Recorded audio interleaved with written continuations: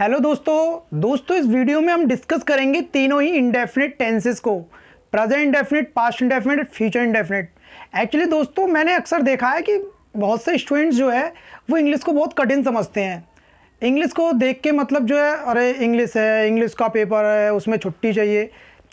लेकिन दोस्तों सही मायने में देखा जाए तो इंग्लिश बहुत आसान है। बस हमें समझना है कि आखिर सिमिलरिटी क्या है, आखिर जो मेन चीज़ है वो है क्या। अगर हम कुछ ऐसी चीज़ें सीख जाएं इंग्लिश की जिससे कि हमें पता चल जाए कि इंग्लिश इतनी कठिन नहीं है जितनी कि हम समझते हैं। दोस्तों सब्जेक्ट और वर्ब का खेल होता है टेंसेस में। वो सब्जेक्ट और वर्ब का खेल एक बार समझ में आ जाए, चाहे तो आपके 12 टेंसेस हों, चाहे पैसिव वॉइस हों, चाहे कोई सा भी कितना भी खतरनाक एडवांस स्ट्रक्चर हो, दोस्तों चुटकियों में बनते हैं। अब देखिए इसी से आपको पता चल जाएगा कि कितना आसान होती है इंग्लिश। सबसे पहले दोस्तों जो जरूरी चीज़ है वो होती है आइडेंटिफिकेशन। सबसे पहले आइडेंटिफाई करना आना चाहिए कि टेंस कौन सा है। अब आइडेंटिफाई करना बहुत कठिन बात नहीं है, आपको ये ध्यान रखनी है बस हिंदी की पहचान। अगर हिंदी के सेंटेंस में पीछे ता है, ती है, ते है, ताहू, ते हो आ रहा है तो प्रेजेंट इंडेफिनिट का है सेंटेंस। और या ये आई ये ता था, ती थी, ते थे इनमें से आ रहा है तो पास्ट इंडेफिनिट का है। और गागी के आ रहा है तो फ्यूचर इंडेफिनिट का है। बस हो गई तीनों की पहचान।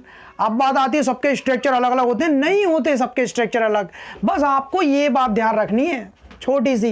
देखो जो सेंटेंस होते हैं वो 4 प्रकार के हो सकते हैं, अफर्मेटिव, नेगेटिव, इंटेरोगेटिव और डबल इंटेरोगेटिव। तो कोई टेंशन वाली बात नहीं है, चारों का स्ट्रक्चर सेम होता है। बस ये 2 एक्सेप्शन आ गए हैं, यानी कहाँ से 12 टेंसेस में अफर्मेटिव के, प्रेजेंट इंडेफिनिट और पास्ट इंडेफिनिट में। बस ये 2 को ध्यान रखना पड़ता है, बाकी पूरे 12 के 12 टेंसेस एक जैसे ही होते हैं। बस चेंज होती है तो हेल्पिंग वर्ब और मेन वर्ब।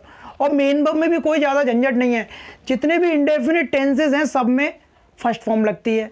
जितने भी कॉन्टिन्यूअस हैं, कॉन्टिन्यूअस हों या फिर परफेक्ट कॉन्टिन्यूअस हों, 6 हो गए, 3 continuous, present continuous, past continuous, future continuous और 3 परफेक्ट कॉन्टिन्यूअस। 6 कॉन्टिन्यूअस में आईएनजी फॉर्म लगती है और 3 परफेक्ट में थर्ड फॉर्म लगती है। मेन वर्ब का झंझट खत्म। अब रह जाती है हेल्पिंग वर्ब। हेल्पिंग वर्ब 12 की अलग अलग होती हैं, वो ध्यान रखनी है बस, और कुछ नहीं करना है। चलो देखते हैं दोस्तों इनमें। देखिए दोस्तों अगर सेंटेंस अफर्मेटिव है तो आपको प्रेजेंट इंडेफिनिट में B1 या B5 का यूज़ करना है। B1 का यूज़ करेंगे तब जब सब्जेक्ट प्लूरल होगा और सब्जेक्ट सिंगुलर होगा तो B5 यूज़ करेंगे। अभी B5 कौन सी वर्ब होती है? B5 होती है जिस वर्ब में ऐसे येस लगा देते हैं वो B5 बन जाती है। ये ऐसे येस हम इसलिए लगाते हैं क्योंकि ये जो वर्ब किताबों में दे रखी होती है ये प्लूरल होती हैं, लेकिन जब हम इनको सिंगुलर बनाना होता है तो हम ऐसे येस लगाते हैं। अब इस सिंगुलर बनाना क्यों होता है? क्योंकि दोस्तों हमारी जो इंग्लिश है ना, जो हमारी हिंदी है, हिंदी में हमारी में क्या होता है कि हम तमीज़ से बोलने के लिए कभी कभी सिंगुलर सब्जेक्ट को प्लूरल वर्ब लगा देते हैं। जैसे कि पापा जी बाजार गए हैं, पापा जी बाजार जाते हैं। लेकिन इंग्लिश इस बात को नहीं मानती। इंग्लिश का कहना है, सब्जेक्ट वर्ब एग्रीमेंट तो पढ़ा ही होगा आपने, इंग्लिश का कहना है कि भाई सब्जेक्ट सिंगुलर है तो वर्ब भी सिंगुलर होगी, सब्जेक्ट प्लूरल है तो वर्ब भी प्लूरल होगी। अब चाहे वो पापा जी हों, चाहे दादाजी हों, चाहे टीचर हो, कोई भी हो, वहाँ रेस्पेक्ट वगैरह नहीं चलती। वहाँ तो रेस्पेक्ट के लिए अलग से वर्ड होते हैं, सर, मैम, प्लीज़ वगैरह, ठीक है। तो वहाँ पर क्या होता है कि वहाँ सिंगुलर सब्जेक्ट है तो सिंगुलर ही रहेगा। तो इसलिए सिंगुलर सब्जेक्ट के साथ हम ऐसे ही लगा के उस वर्ब को सिंगुलर बनाते हैं। ध्यान रखना दोस्तों, अगर किसी वर्ब में आप ऐसे ही लगाते हो तो वो वर्ब सिंगुलर हो जाती है, लेकिन अगर किसी नाउन में आप ऐसे ही लगाओगे तो वो नाउन प्लूरल हो जाएगा। ये बात भी ध्यान रखने वाली है दोस्तों।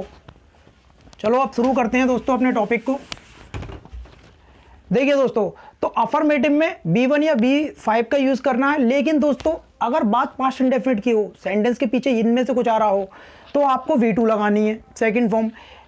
और दोस्तों इसमें ऐसा कोई लफड़ा नहीं है, इसमें तो अफर्मेटिव हो, नेगेटिव हो, इंटेरोगेटिव हो, कुछ भी हो, सबके साथ will sell plus ING first form लगानी है, विल सेल के साथ फर्स्ट फॉर्म। अब दोस्तों बात को ध्यान से समझो, ये B5 और B2 केवल पूरी इंग्लिश में इन्हीं 2 टेंसेस में यूज़ की जाती हैं। इसके अलावा इनके बाद इनका पूरी इंग्लिश में कहीं भी कोई भी यूज़ नहीं है, बस इसी के लिए बनी है ये। इसके बाद फिर 3 ही वर्ब चलती हैं, फर्स्ट फॉर्म, थर्ड फॉर्म और ING फॉर्म। इन दोनों का काम यहीं पे ख़त्म हो जाता है, पूरी इंग्लिश में इनका और कोई यूज़ है ही नहीं, इसी के लिए इनको ये याद करना पड़ता है। अब दोस्तों बात आती है नेगेटिव इंटेरोगेटिव की। तो नेगेटिव इंटेरोगेटिव में प्रेजेंट इंडेफिनिट में डू डज के साथ फर्स्ट फॉर्म लगाते हैं और पास्ट इंडेफिनिट डिड के साथ फर्स्ट फॉर्म लगाते हैं, और इसमें तो सभी के साथ फर्स्ट फॉर्म लगाते हैं, यानी कि सबके साथ फर्स्ट फॉर्म लगेगी। अफर्मेटिव हो, नेगेटिव हो, इंटेरोगेटिव हो, सबके साथ फर्स्ट फॉर्म लगेगी। बस ये 2 एक्सेप्शन ध्यान रखने हैं अफर्मेटिव के, इसमें भी फर्स्ट फॉर्म है लेकिन यहाँ फिफ्थ फॉर्म है अगर सब्जेक्ट सिंगुलर होगा तो। ठीक है दोस्तों, तो देखिए दोस्तों, अफर्मेटिव का स्ट्रक्चर होता है ये, सबसे पहले सब्जेक्ट, फिर वर्ब, फिर अदर। अब वर्ब आपके सामने लिखी हुई है।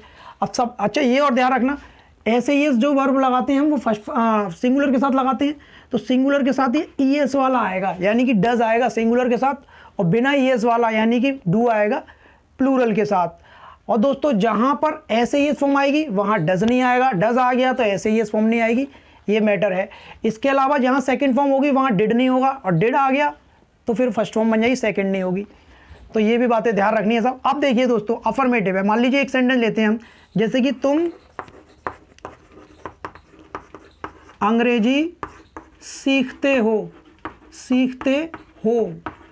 अब देखिए दोस्तों, ते हो, पता चल गई भाई प्रेजेंट इंडेफिनिट का है, ते हो ये आ गया। अब प्रेजेंट इंडेफिनिट का अफर्मेटिव है, अफर्मेटिव में क्या होगा, सब्जेक्ट, सबसे पहले सब्जेक्ट लगाना है, सब्जेक्ट क्या है यू, फिर वर्ब की लगानी है V1, क्योंकि यू जो होता है वो प्लूरल होता है, तो V1 क्या है लर्न, ये हो गया। उसके बाद में क्या है अदर, ये ऑब्जेक्ट लिख देते हैं इंग्लिश, ये लो दोस्तों हो गया। अब मान लीजिए इस सेंटेंस को हम ऐसे कर दें, तुमने अंग्रेजी सीखी। अब दोस्तों ये क्या बन गया, ये पास्ट इंडेफिनिट बन गया, तो आपको कुछ नहीं करना है, पास्ट इंडेफिनिट में सेकंड लगती है तो इसे सेकंड कर दो, लर्नड, यू लर्नड इंग्लिश, ये हो गया। अब मान लो तुम इसको ऐसे कर लो, तुम अंग्रेजी सीखोगे। अब दोस्तों क्या है, ये गया आ गया पीछे, ये फ्यूचर का हो गया, कुछ नहीं करना है, V1 से पहले विल सेल लगा दो, विल लगा दो sorry, you will learn English. देखो दोस्तों है सिमिलरिटी, कठिन तो नहीं है, बहुत आसान है, बस एक बार थोड़ा सा ध्यान से पढ़ने की ज़रूरत है। एक बात और दोस्तों, यहाँ विल सेल कहाँ लगाना है, देखो सुनो, ये जो विल है सभी सब्जेक्ट के साथ लगा सकते हैं आप, और ये जो सेल है ये है ऑप्शनल, यानी कि ये आई और वी के साथ ही लगेगा, अगर लगाना चाहो तो, और ना लगाना चाहो तो मत लगाइए, लेकिन किसी और सब्जेक्ट के साथ इसको नहीं लगाना। लेकिन ये विल जो है ये ऑलराउंडर है, ये सभी के साथ लग जाता है, आई हो, वी हो, यू हो, दे हो, कोई नाउन हो, कुछ भी हो, सिंगुलर प्लूरल सबके साथ लगता है। अब दोस्तों बात करते हैं नेगेटिव की। अब नेगेटिव में दोस्तों कुछ नहीं करना है तुम्हें, देखो नेगेटिव सेंटेंस में क्या होता है, सबसे पहले आपको सब्जेक्ट लिखना है, उसके बाद हेल्पिंग वर्ब लिखनी है, उसके बाद नोट आएगा, फिर आपको B1 लिखनी है, और उसके बाद अदर। अब दोस्तों बस वो जो झंझट था सेकंड फॉर्म का और ऐसे ही फॉर्म का वो हो गया ख़त्म। और नेगेटिव, इंटेरोगेटिव, डबल इंटेरोगेटिव में सब कुछ सेम रहेगा, सब में वर्ब की फर्स्ट फॉर्म ही रहेगी। अब दोस्तों बात आती है हेल्पिंग वर्ब की। ये दोस्तों डू, डज, डिड और विल सेल ये हेल्पिंग वर्ब होती हैं, और जो एक्शन वर्ब होती है उसको मेन वर्ब कहते हैं। जो B1 बता रहे हैं हम वो एक्शन वर्ब है, वो मेन वर्ब है, ठीक है। तो सब्जेक्ट, अब कोई भी सेंटेंस ले लीजिए आप, जैसे कि मान लीजिए हम दूध नहीं पीते हैं।